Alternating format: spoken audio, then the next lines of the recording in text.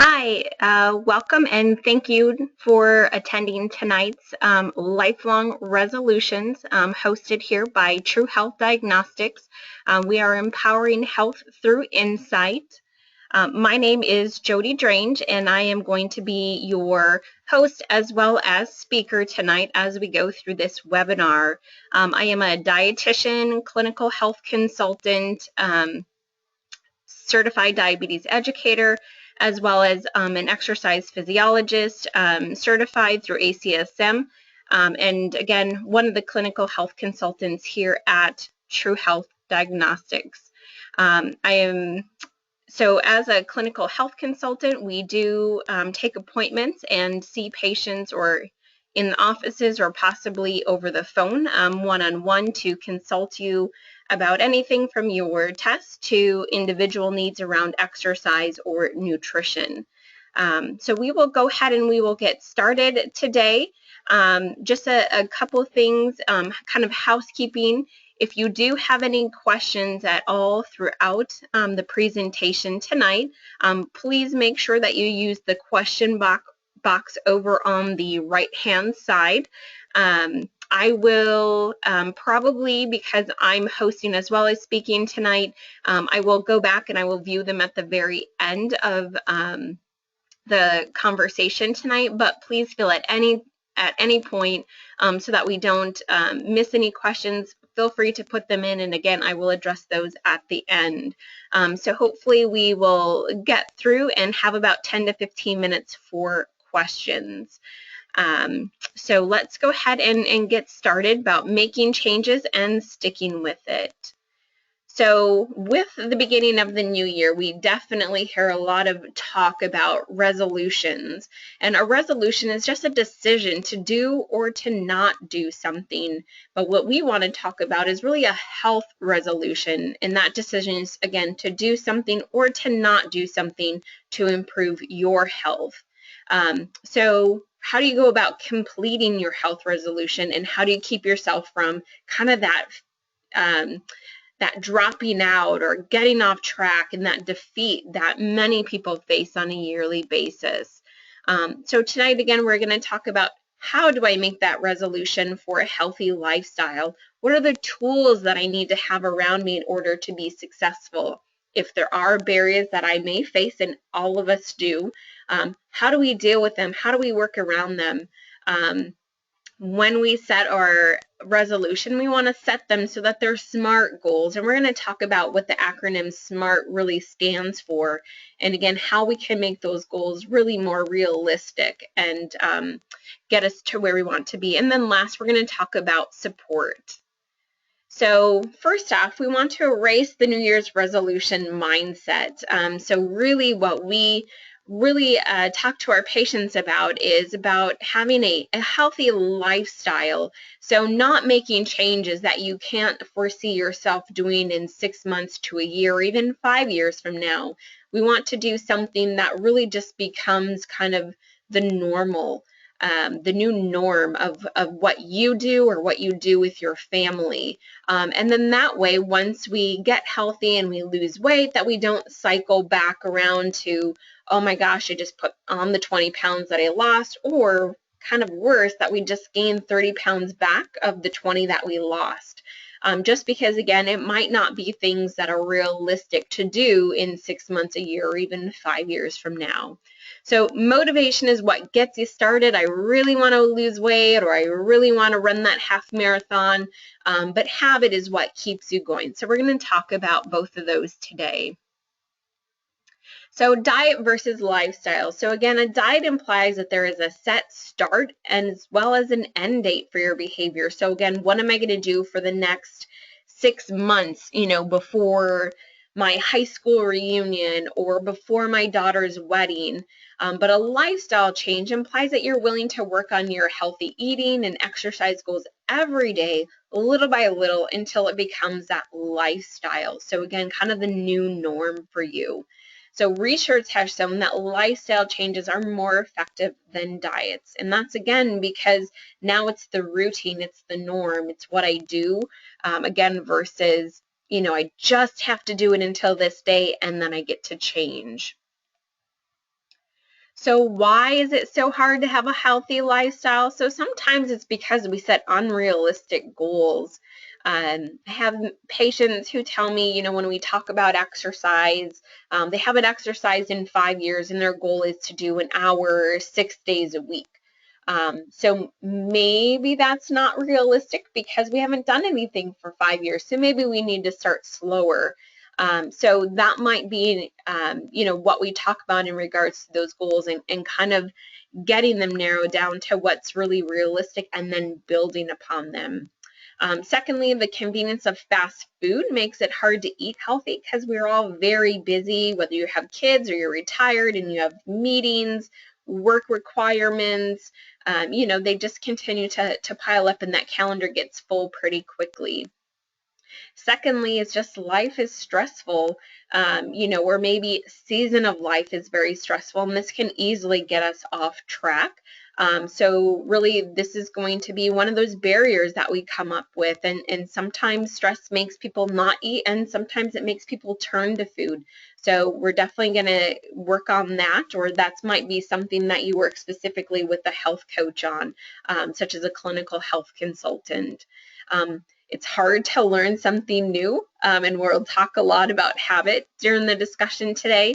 And then making time for yourself, that can be difficult because, maybe you have different roles. You're a dad, you're a coworker, you might be part of a committee. You might have, again, additional groups or a mom, a sister, a friend, and all of those roles might make it hard for you, again, to find that time for yourself. And then the last one is lack of support. So maybe it's that my husband is not on board with healthy eating because he hates vegetables. So how do I work around that? So first things that we want to address, am I ready? Am I ready to make that jump and to make the necessary changes in order to see the results that I want to do? So let's talk about behavior change theory. So this is something that we take a look at in regards to identifying as we work one-on-one with patients, where are you really at? And again, this helps us to set those goals. So the first place is pre-contemplation. So I'm not really ready to make any type of changes in the next 6 months. So this might be somebody who wants a healthy lifestyle, but they're like, you know what, I'm not really looking right now to quit smoking. So that might be in the contemplation stage of change. Then as we become more aware of, gosh, I'm starting to get healthy, but there's still this kind of smoking in the background. So maybe I'm thinking, gosh, I'm eating better, I'm exercising. So maybe smoking is something that I want to start addressing. So again, maybe in the next 6 months, let's kind of take a look at it. So preparation, I've decided to start changing a behavior within the next month. So maybe I'm working with a health coach and I've decided, hey, my quit date is going to be in 3 weeks. Maybe this is, hey, I'm going to start exercising on Monday because I just got my membership. Or maybe it's I need to go grocery shopping and on Sunday I will start healthy eating after I've grocery shopped and kind of prepped my food for next week. Then we move into action. So we've made changes in the past 6 months and we're kind of on a good routine. And then lastly is maintenance. So we've kept up this behavior for over 6 months and then we're just trying to prevent relapse. So which stage are you in? So again, the pre-contemplation, contemplation, preparation, action, and maintenance. So the one thing that I really want you to notice is those arrows, the gray arrows over to the right-hand side. So these arrows go back and forth, they go up, the other ones come down. So this is where we really talk about relapse and those barriers. I've been doing really good, and then maybe I had a death in the family. Maybe I had a best friend who moved away, and those are barriers that can maybe, make us slip back into, gosh, I'll get started again within the next month in preparation, even though for the last 6 months I've been, going to the out walking, very consistently. So again, just kind of know that these do go back and forth. They don't always have to move, you know, in the right direction. And then again, you know, we will talk about that, and you can work through that with your clinical health consultant about those relapses. So what stage are you in? So here are just some examples again that kind of go through the different stages. So in pre-contemplation, I have high blood pressure, but it's nothing serious right now. So I'm not going to make any changes. Where contemplation, so kind of moving up that chain. I know diabetes runs in my families and I have pre-diabetes. This probably means that I should stop eating sweets. So again, maybe within the next 6 months, I might start to look at that behavior and work on changing it. Preparation, again, my gym membership starts on the 15th of this month. So within the next month, I'm going to start exercise. Action, I've lost 7 pounds already. My goal is 15. So again, I've been doing something at least within the last 6 months. And then lastly, maintenance. I've lost 30 plus pounds and have come off of 5 medication. I met with my clinical health consultant every 3 months. And so this is definitely a reasonable goal when you make those good, consistent changes. All right, so again, we mentioned earlier that we were going to talk about habits. So habits are what can make us relapse. And so one thing I think that is always interesting, you know, is the statistic that 40% of our day is actually based on habit, not decisions. So, you know, what I typically eat for breakfast, again, it's become that habit because that's kind of always what I've done. Or, you know, I stop and get a Dunkin' Donuts coffee because now that's just the routine. They know me there, so I just go there every morning. Or I go out to eat with coworkers at lunchtime. Again, maybe not a choice, but just because that's just what we do in our office. So habits, again, are really built from cues and routines, as well as possibly rewards. Mental, emotionally, physically, those habits are built. So cutting the habits for food habits. So, you know, family recipes are high fat ingredients, eating while performing an activity. So maybe not taking that break for lunch and going to the cafeteria, but staying at your desk and eating while you're still working. Eating certain foods together, maybe beans and rice, because we know that that makes a complete protein, or indulging in something sweet following a meal. And again, that is just that habit that now we feel like we need to have it. But again, it's really just created out of habit, that's just what we did. And now we don't know why we do it. We just always kind of, again, fall into that routine. Exercise habits, exercise only in particular types of weather. So it's too hot, it's too cold. You know, it was drizzling this morning, so I didn't go out. Avoiding exercise because we are busy.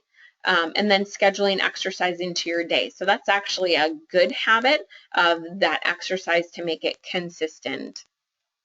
So what are the cues? Cues are really triggers. So it makes the body go on autopilot. Times of days can be cues. For me, I typically have a snack around mid-morning. So usually between 10 to 10:30, I know what time it is because you know, my body at that time tells me, hey, it's snack time, you need to have something. You know, it might be that somebody started warming up some food around lunchtime, and all of a sudden we know that my cue or my trigger is that odor, and therefore it's actually time to go eat. Things like that. And emotional situations or stress can also be triggers. So those are things that we definitely want to watch for.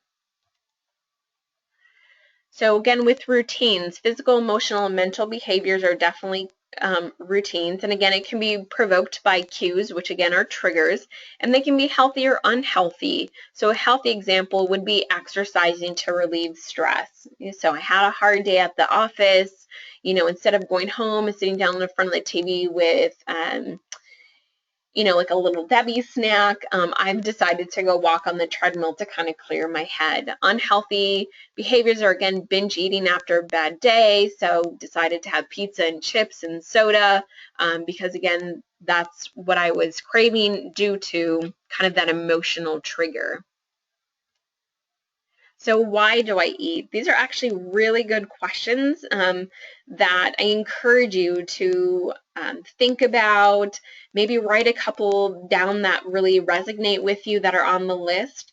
Because why do you think that you eat? Is it because you're hungry? Is it because you're bored? Do you eat to fuel your body? There's that whole saying, you don't want to live to eat, but you want, or you don't want, you don't want to live to eat, you want to eat to live. So again, why are you doing this? Again, because it's time to eat.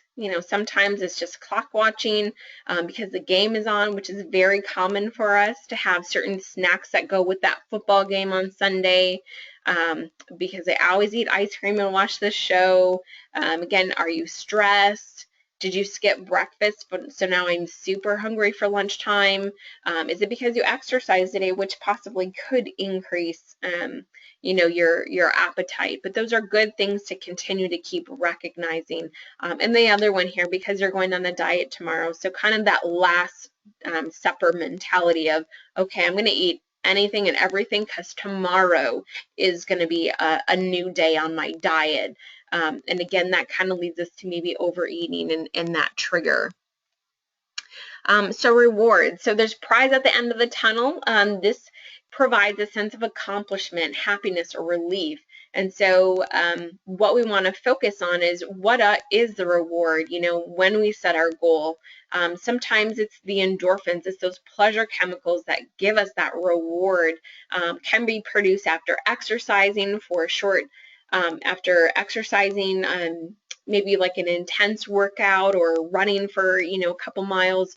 Or it can also happen after a short time after eating a calorie-dense meal. So this is sometimes why we go to food, when it's an emotional trigger, because again, it does give us that little reward, even though we know, an hour later, does it really solve the problem? Does it really help us with the stress that we've dealt with at work? Again, it might help short term, but when we go back to work the next day, we still have that stress. So we need to find a different way to deal with it so that we can have a different reward system. So be sure to set a reward for yourself for reaching a goal at different intervals. And so 5 pounds, the second 10 pounds, the last 10 pounds, second 5 pounds, last 10 pounds. It could be that I exercise 3 days a week for 3 weeks in a row. And then we really want to set those rewards, but we want to avoid food related. So it's not that, gosh, I lost 5 pounds, so I'm going to eat a cake. Or gosh, I exercised and I ran 2 miles today, so therefore I get that ice cream while I sit and watch TV tonight. So again, avoid food being that reward. Think about things that, they could be free or they maybe could cost money. So, after I lose 20 pounds, the spa treatment that I've been wanting to go for, my husband and I have agreed that then I can go get it. Maybe it's downloading a book on Kindle. Maybe it's buying a new item of workout clothing, because sometimes that motivates us to keep going, or that smaller size. It could be electronic, downloading an iTunes song, that's your favorite on the radio. And again, once I've done 3 workouts for a week, then I get to download that. Vacation, that's probably a little bit bigger, a little bit more expensive, but a date night with the spouse, or even, taking some time to relax and actually go to a movie, ideally, again, without the large popcorn and soda. So part of it is continuing to build up this term that we use is willpower. So willpower is the ability to resist temptation and self-regulation, and these are things that can be strengthened. And how we strengthen them is actually by making small changes to reach the bigger goal. So crash diets starve you of this willpower because you do so many changes all at once that it's almost a system overload. And because of that, then it's difficult for us to kind of get back on track. So this is the opposite of a reward. So again, making small changes to build up to reach a bigger goal is the way to go. So finally, cutting the habit, steps to get you there. So number 1, we want to decide to make the change. So again, are you ready in the next month in that pre-contemplation stage to get something going? Commit to this change and write it down. I can't remember the exact statistic, but they say over 80 to 90% of people who write down their goals are successful. So kind of on the flip side, so only 20% of people or even 10% of people are successful if they don't write down their goals. So that's super important. So believe in the change, believe in yourself that this time you're going to do it. But again, picking one habit to change and starting there. So again, that we don't overload ourselves to weaken our willpower. Again, too many decisions and then it just gets difficult. Identify your routine, identify your cues, your triggers, find that reward, find that motivation. Maybe to get started, it needs to be external, where eventually it becomes, gosh, I just feel so much better when I'm exercising 5 days a week for 20 minutes, that when I don't do it, I definitely notice the difference. But make a plan to change the old habit. So let's talk about setting those goals. So again, we want to make SMART goals, and we're going to go through each one of these specifically, but we're talking about making those goals specific, measurable, obtainable, reasonable, as well as timely.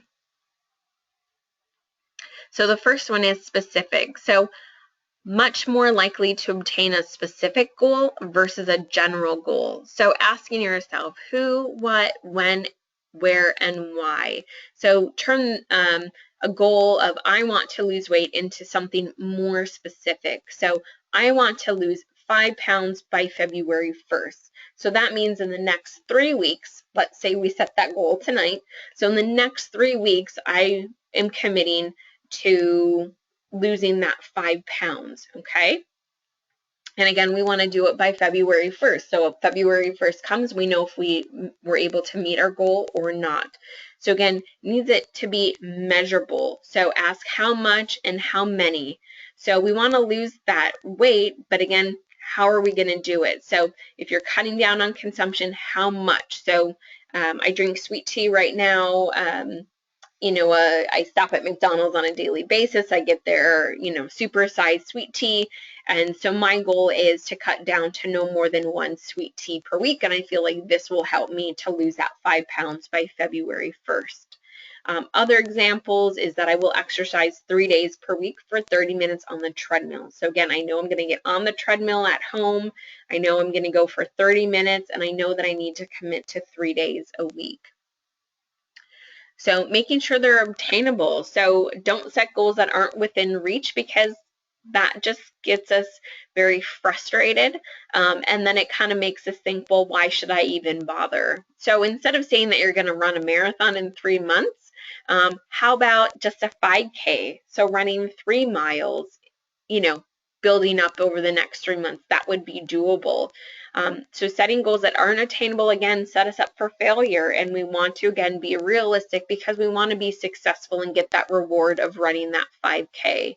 And again, you don't have to swing for the stars. Definitely try bunting the ball first. So again, something smaller. So next, we want to concentrate on being realistic. So again, do you believe that you can accomplish this? So I want to lose 5 pounds per week. Might be a little bit of a stretch. So again, really the smarter goal is that I want to start by losing 1 to 2 pounds per week by eating 1 less sweet treat per day. And again, if you feel like that is what will help you to start losing the weight, then that is a goal, and that is realistic. The last one is timely. So set a time that you want to achieve that goal. So in the first example, I wanted to lose 5 pounds by February 1st. Again, February 1st was our time frame. You don't want it to go on forever of, in the next 5 years, I want to lose 20 pounds, because then we just lose focus. So setting the timeline will help with that motivation. So, what do I need to do on a day-by-day basis? You know, what do I need to do on a weekly basis, a monthly basis? And then really our long-term goal is considered anything over 6 months. So again, you know, where do I want to be in a year from now? I think that's a good picture to look at, but really we need to then come back and make that smart goal for maybe the next couple of weeks, so that we can really gain some traction and start to build upon it to reach that 6 months to a year goal. So ask yourself some questions. You know, why are these goals important to me? That's something that we talk a lot about one-on-one with our patients. You know, why do you want to do this? What is your driving factor? Because when we lose sight of why do we want to do that, then it's easy to reach for the ice cream again, or maybe it's you know, easier to kind of reach for that canned soup, even though that is high in sodium, even though I have high blood pressure. But when I can maybe look at pictures of my grandkids and realize that I want to be around for them to graduate high school, you know, or I'd love to see them get married, those are the reasons that I'm going to say, no, I'm going to take a little bit of time on the weekend. I'm going to make a homemade soup with no sodium, chicken broth or something like that, again, to improve my health. And then what support will I have along the way? Do I have a spouse or a significant other who's on board with me? Do I have a best friend, you know, that's willing to meet me at 5 in the morning to go walking or running, which luckily I have that. My next door neighbor, we meet 3 days a week at 5 a.m. to go running, and I can tell you that without her, I wouldn't do it. But knowing that I'm committed to her, I get out of bed at 5 a.m. to go do that run. And then what limitations will I face? So for me, the example is that I have a 9-month-old little boy. So sometimes he's my limitation and I have to work around that. So again, hence why I have to get up before he does so that I can get my workout in before that. But maybe my limitation is that I travel for work. So again, you know, is it that I can, you know, maybe change the places I'm staying at to make sure that they have a gym? You know, is it that my, you know, 16-year-old kid is going to start helping with dinner so that when I get home while he's prepping dinner that I can get 20 minutes, you know, on the stationary bike. You know, so again, identifying what those limitations are, because then we can start to talk about how to move past them. So here's an example of a SMART goal, or we're going to talk through this. So the first example is, again, I want to start walking. So we know that that's not time-based and it's not very specific because we don't know how many days or how long that you're going to walk. So again, try to be more specific. So how many times per day would you like to walk? Sometimes this might be, I have 2 15-minute breaks. I'm going to do 2 10-minute walks throughout the day. And again, for how many minutes or miles? 10 minutes, because that's what I have during my break. How will you measure your walking? Did you get a Fitbit for Christmas and you're going to start using that pedometer? You know, are you going to put a small TV into your exercise room so that you can maybe walk on the treadmill as you watch a 30-minute program? Secondly, you know, is this goal attainable to start walking? Is the goal realistic? Is there anything that you're going to need to adjust for to make it more realistic? And lastly, what is your time frame for achieving this? The other thing, just going back really quickly to, again, making it something that's more realistic, we often ask our patients, you know, on a scale of 0 to 10, how confident are you on that scale? Of 0 to 10 being 0, like there's no way I'm doing this, and 10 being like absolutely I got this. And so I often challenge my patients that if you are not an 8 out of 10, so about 80% sure that you can accomplish this goal, then we need to rework your goal. We need to maybe take a step back. And again, instead of doing 5 days a week for 20 minutes, maybe we need to do 3, because right now with your schedule, that's more realistic to, again, kind of start to gain that traction to eventually build up to that 5 days. So, and then here again, we're taking that statement of I want to start walking it and really making it a SMART goal. So I want to start walking on Monday, Wednesday, Friday for 30 minutes until my next appointment with my clinical health consultant, which we've set for 4 weeks. So again, very time-based. You felt like it was realistic. You worked that over with your clinical health consultant. Again, you identified very specific days that you were going to be walking because you know that that's what's going to work for you. So barriers, these definitely come up. Everybody faces them, but what we need to do is have a plan to overcome them. So some barriers include, again, not enough time to exercise or cook. Sometimes it's financial constraints that, we don't have the money to get to the gym, or, I don't have the money to buy, kind of all the organic food that maybe somebody recommended.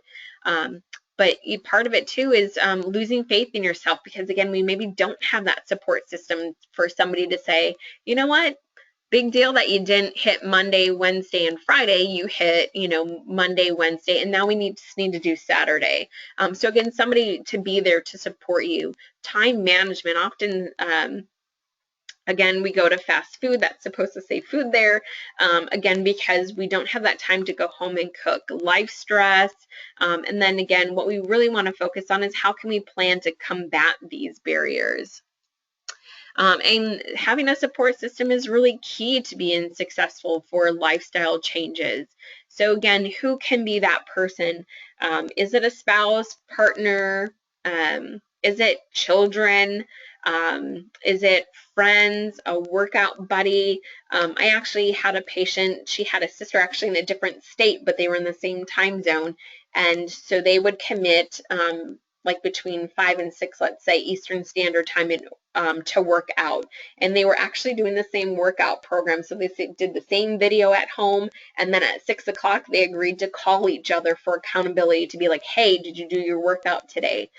So sometimes your workout buddy doesn't need to be in the same state. Again, it can just be that person who's really going to be there to hold you accountable. Sometimes it's a physician and checking in. I had one physician, as far as patients who wanted to have weight loss goals, they checked in, they came in and weighed weekly, and that was recorded in their chart.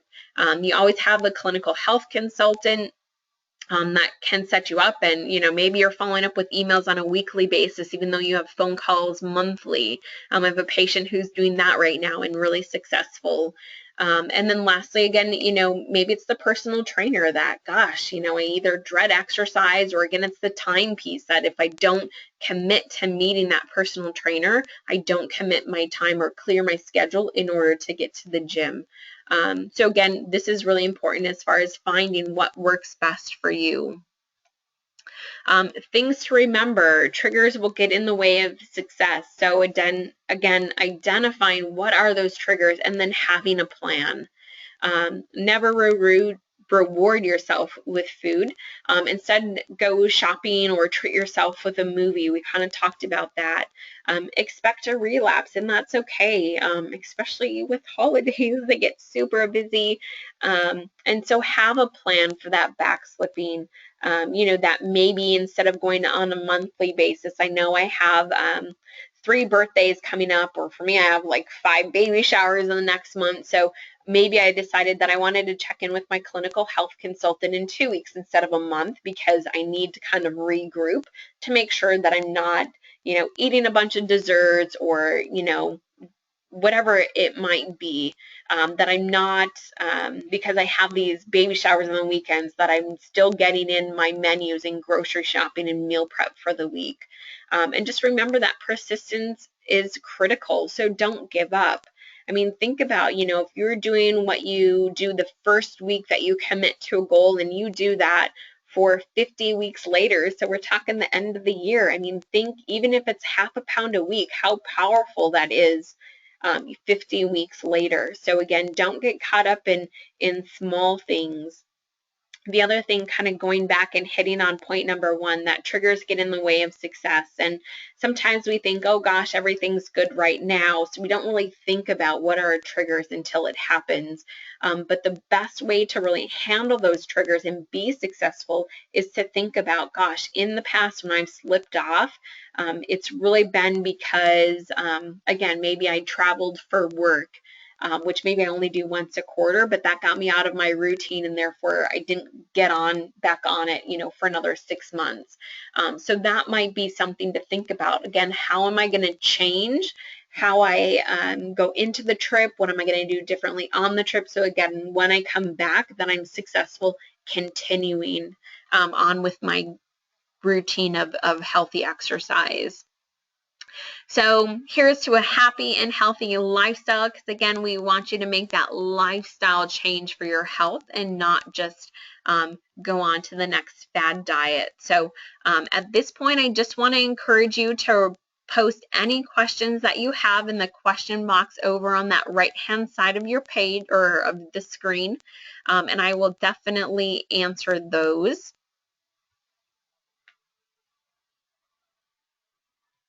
And just as I'm waiting for some questions to come in, just want to share with you all that we are,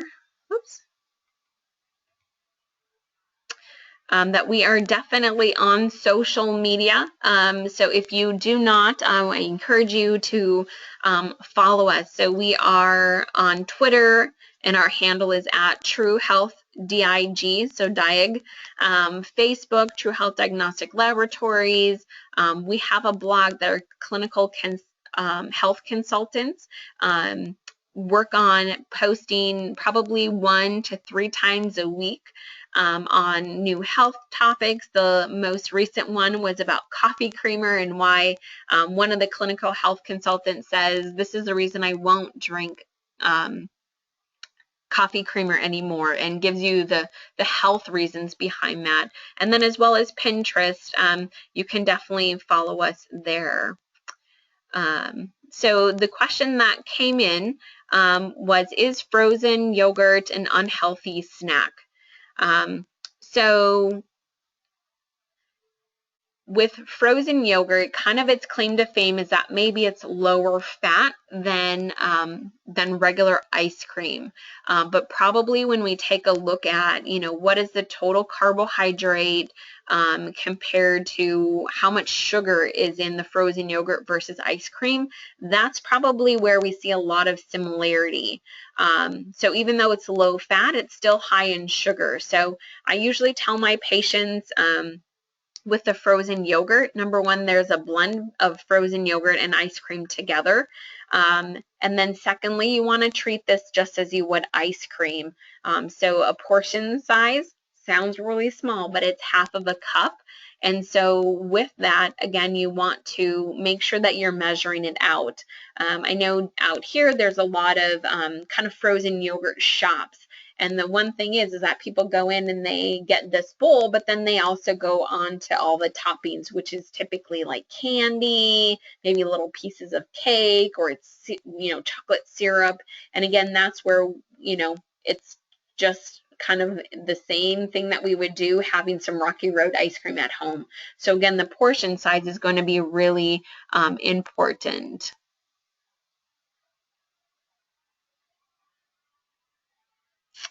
All right. And do we have any other questions? Again, to type that into, here we go. The question is, how would you manage keeping your goals with an unexpected injury? So that's probably one where you just need to go back and rework your goal. So I had a patient today that I talked to on the phone that's been doing really well with exercise, and even through the holidays she remained really consistent, but she ended up having a foot surgery this past Friday, and so she doesn't go back into the doctor until the 27th. So at this point she is restricted from all activity and really encouraged to sit for the most part and have her foot up to make sure that it heals.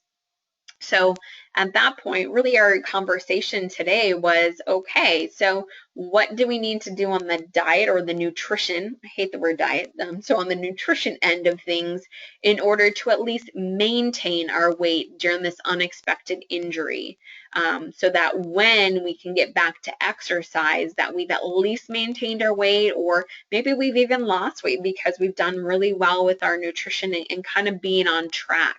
Until maybe we're able to, get back to exercise. So we even set her call a couple weeks after her doctor's appointment to say, okay, if she was released by her doctor, then maybe she's been able to start slowly walking. So within 2 weeks, I'm going to know how she's doing and if she's been able to get back on track. Part of it is also not to let her go another month, even past her doctor's appointment, to maybe not get back on track. So I want to have that conversation with her. So, part of it is, again, going back and saying, okay, what's realistic? It's not realistic that I'm going to, exercise 5 days a week when I just had foot surgery, because my foot is not going to heal. It could possibly get infected because I'm not allowing the recovery time that it needs to. So, I would say, again, with those unexpected injuries, that we need to go back and reevaluate, or maybe we need to focus on something else until we can really let that injury heal, and maybe get back again slowly to that other goal. And I always think injuries with exercise and having to regroup there. So, and part of that recovery might be physical therapy, and it might just be a couple days a week. But again, that's a conversation to maybe have with your clinical health consultant, to be like, okay, I just need to focus elsewhere, and then again, come back to it. Next question is, how many days a week should HIIT workouts be done? So with HIIT workouts, I believe they recommend no more than, I think on the high end, I've heard 3 days a week, but more realistically, I probably have heard more like 2 days a week.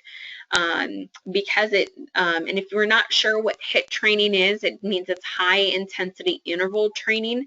And this means that we could be walking or on a bike. And so let's just say we're on the treadmill. It's an easy example. So we walk for our warm up, and then when we're ready to kind of do our HIIT training, what happens is that we go up to a full-fledged running, kind of encouraged to be almost an all-out run.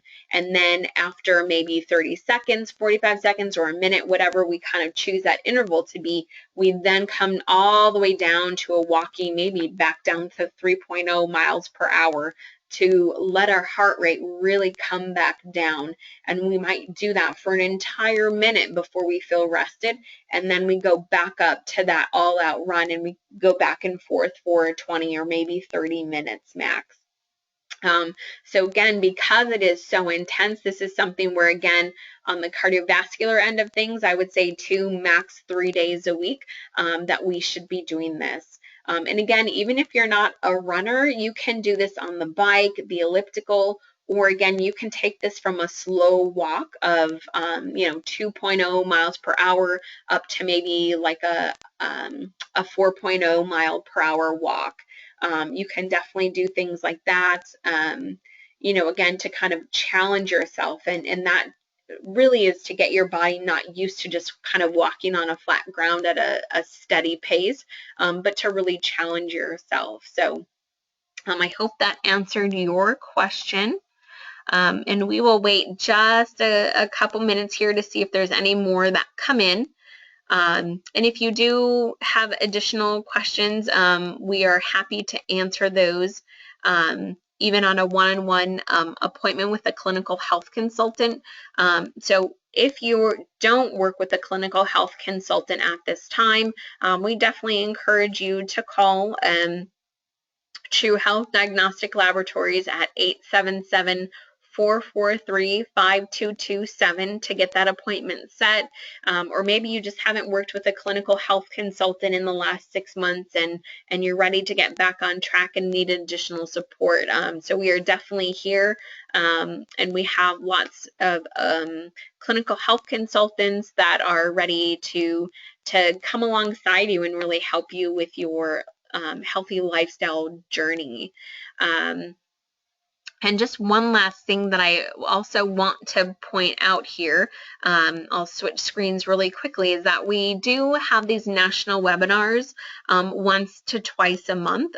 So in January, you can see today we had lifelong resolutions, and the next one is going to be on the 28th, and I believe that's a Thursday, and that one is going to be by another dietitian and clinical health consultant, Terry, and she is going to be talking about stress and irregular sleep patterns and how that can really affect your diet. So we kind of hit on that it was possibly a trigger tonight, but on that call, again, she's going to go more in depth to it. And so possibly you could have received an email today, and that next one is going to be on there, as well as we will be emailing about once a month to again let you know when that next presentation is coming up and how to get registered. You can always talk with your clinical health consultants about them maybe emailing you this sheet, which goes through our first quarter, and each one of these are a live link. So the times where it's in purple, you just click on that, and that is the link to get you signed up. So again, coming up in February, since it's National Heart Month, we're definitely going to be talking about heart health and men's health. So if you know anybody who struggles with tobacco, we do have tackling tobacco presentations given by our clinical health consultant and certified tobacco treatment specialist, Annabelle. And again, she does that every other month. So our first one, again, will be starting in February. So I don't see any more questions coming in. So we, again, definitely appreciate your time and attention tonight, and are so happy that you have joined us on this call. And you will be getting a recording of this tomorrow. So if you do need to go back and listen to any other parts of the presentation, you will definitely have that at your access. So again, thank you for your time tonight, and we hope you have a great rest of your week. Take care.